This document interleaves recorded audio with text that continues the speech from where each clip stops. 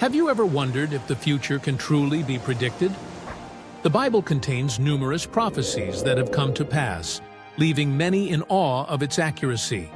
Let's explore some of these remarkable predictions and their fulfillments. One of the most striking prophecies involves the fall of Babylon. In the 8th century BC, the prophet Isaiah foretold that this mighty empire would be conquered and never inhabited again. At the time, Babylon was at its peak, seemingly invincible. Yet, in 539 BC, the Persians overthrew Babylon, just as predicted. Today, the ancient city lies in ruins, fulfilling Isaiah's words. Another astonishing prophecy concerns the fate of Tyre, a prosperous coastal city. In Ezekiel 26, written around 590 BC, God declared that Tyre would be destroyed, its stones and timber thrown into the sea, and the city would become a bare rock where fishermen spread their nets. In 332 BC, Alexander the Great conquered Tyre, using its ruins to build a causeway to the island part of the city. Centuries later, Tyre became exactly what Ezekiel described, a fishing village. Perhaps the most renowned prophecies relate to Jesus Christ. Micah 5:2, written around 700 BC, precisely named Bethlehem as the birthplace of the Messiah. Isaiah 53, penned centuries before Jesus' time, vividly described the suffering and death of the Messiah, including details like being pierced and buried in a rich man's tomb. These prophecies, among many others, were fulfilled in the life of Jesus. The rebirth of Israel as a nation is another remarkable fulfilled prophecy. In Ezekiel 37, God promised to gather the Jewish people from various nations and bring them back to their homeland. This seemed impossible for centuries, yet in 1948, Israel was re-established as a nation, fulfilling this ancient promise. These fulfilled prophecies challenge us to consider the Bible's authenticity and relevance. They demonstrate a divine hand guiding history, offering hope and assurance for the future.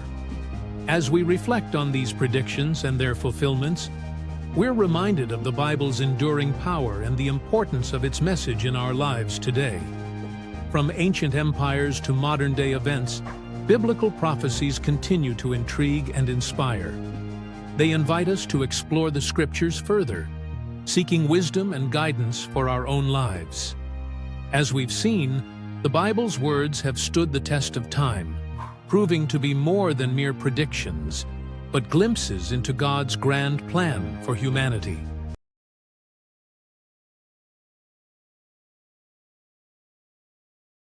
A desperate mother, an impossible situation, and a faith that would not give up.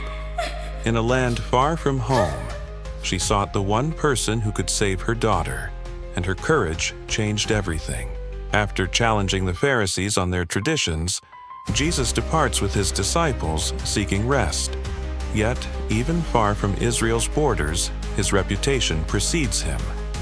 In the region of Tyre and Sidon, a Greek woman from Phoenicia learns of Jesus' arrival.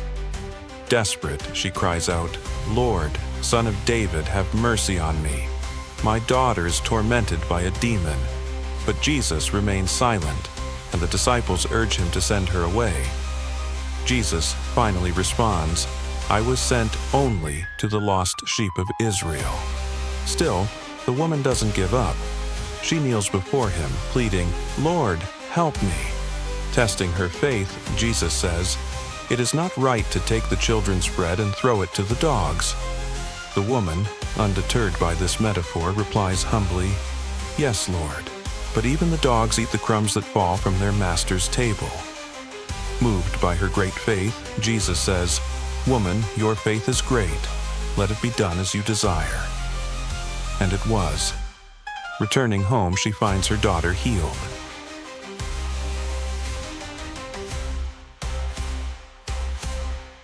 Imagine a world where silence defines your life, where every word is a mystery, and every sound is a dream.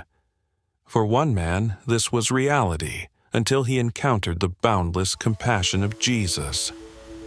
What happened next amazed everyone. Later, in the Decapolis region, crowds bring their sick and injured to Jesus. Among them is a deaf man with a speech impediment. Noticing the man's nervousness, Jesus compassionately takes him aside. Touching the man's ears and tongue, Jesus sighs deeply and says, "Be opened." Immediately, the man's hearing is restored, and he speaks clearly. The crowd is amazed, saying, "He has done all things well. Even the deaf hear and the mute speak."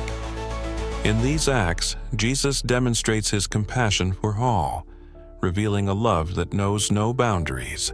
If this message of hope inspires you, share it with someone who needs encouragement today. Don't forget to like, comment, and subscribe for more stories of faith and inspiration. Genesis 38 verse 9 says, "But Onan knew that the offspring would not be his. So whenever he lay with his brother's wife, he spilled his seed on the ground to avoid providing offspring for his brother." But what does this verse really mean? Many interpretations focus on the act itself, but is that truly the lesson to be learned? In ancient times, there was a cultural practice called levirate marriage. When a man died childless, his brother was expected to marry the widow and provide her with an heir. This ensured the family line continued and protected the widow's status and security. Judah gave Tamar to his son Onan after the death of his older brother, Er. But Onan knew that any child born from Tamar would not carry his own name but his brother's. So, whenever he lay with Tamar, he deliberately spilled his seed on the ground to avoid fulfilling his duty. Onan's act wasn't about self-pleasure but about defying responsibility, choosing selfishness over family duty. So, what was the true lesson behind Onan's punishment?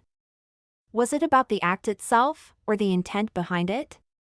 If the message is about honoring commitments, how should we respond when those in power refuse theirs? Interestingly, in future accounts, such as the story of Ruth, the removal of a shoe became a symbol of rejecting responsibility.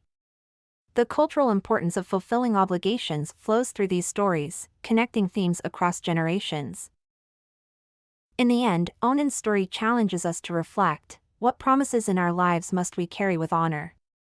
And what are the consequences if we fail to keep them? If you liked this video, or learned anything from it, then please like and subscribe. Please leave a comment below about what you think about this story in the Bible. Have you ever wondered how to balance truth and love in your faith? The Apostle John grappled with this very question in his second letter, offering timeless wisdom for believers then and now. Picture this: it's the late 1st century, and Christian communities are spreading across the Roman Empire. But with growth comes challenges. False teachers are infiltrating these young churches, threatening to distort the gospel message. In response, an elderly John, the beloved disciple of Jesus, pens a brief yet powerful letter. Addressed to the elect lady and her children, likely a metaphor for a local church, 2 John is a masterclass in living out authentic faith. John begins by emphasizing the foundation of Christian life, truth and love. He writes, "I rejoiced greatly to find some of your children walking in the truth, just as we were commanded by the Father." 2 John 1:4. But what does it mean to walk in truth? For John, it's not just about correct doctrine, but about embodying the teachings of Christ in daily life. He reminds his readers of the old commandment they've had from the beginning, to love one another. This love isn't a mere feeling, but an active choice to follow God's commands. John then addresses a pressing concern: the threat of false teachers. With loving firmness, he warns against those who deny that Jesus Christ came in the flesh. These deceivers posed a real danger to the early church, potentially leading believers astray from the true gospel. In response, John calls for discernment. He instructs his readers not to welcome or even greet those who bring false teachings. This might seem harsh to our modern ears, but John understood the high stakes. Protecting the truth of the gospel was paramount for the survival and growth of the early church. Yet, John's call for discernment is balanced with his emphasis on love. He's not advocating for cold-hearted rejection, but for a love that's grounded in truth. It's a reminder that true Christian love isn't a blind acceptance of all ideas, but a commitment to upholding God's truth while showing compassion to all. So, how does John's message apply to us today? In our age of information overload and competing worldviews, the call to walk in truth is more relevant than ever. We're challenged to ground ourselves in the teachings of Christ, to love one another genuinely, and to exercise discernment in what we believe and who we follow. John concludes his letter with a personal touch, expressing his hope to visit the church in person. It's a reminder that while written words are powerful, there's no substitute for face-to-face fellowship in the Christian life. As we reflect on 2 John, let's consider, how can we better balance truth and love in our own lives? How can we show genuine love while standing firm in our beliefs?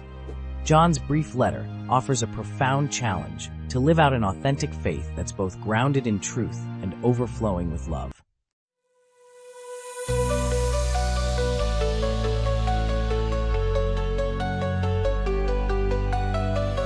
Empty words falling like rain, talking faith like it's just a game.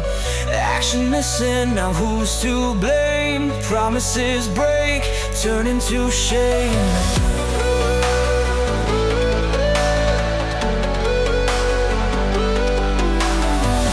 Rich man walking, turn his head. Beggars empty hands, cold and fed. Judgment's knocking, yet blood runs red. Faith without deeds is long gone dead. What good is talk if you never move? Battles rage, but you never prove. Love is action, the fight to choose. Change the world, don't just sit and lose.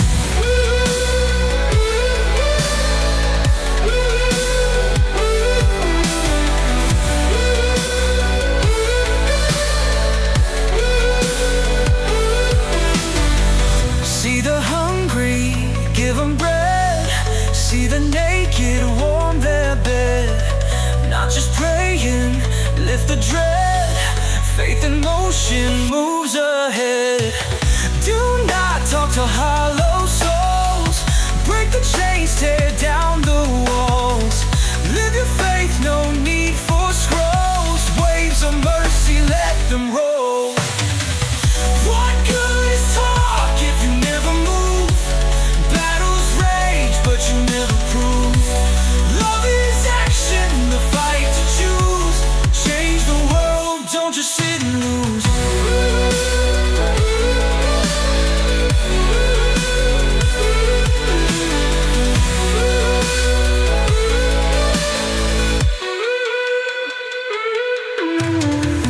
What good is talk if you never move? Battles rage, but you never prove.